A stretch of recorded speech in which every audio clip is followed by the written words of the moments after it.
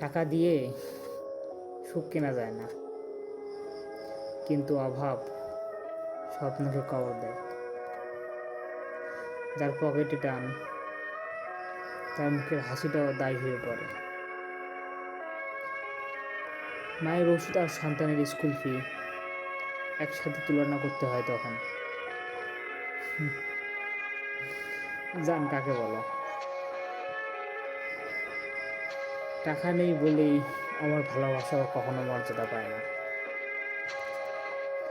এই পৃথিবীতে টাকাই যেন সবচেয়ে বড় সৌন্দর্যের মানদণ্ড হয়ে দাঁড়িয়েছে। ভালো থাকবেন।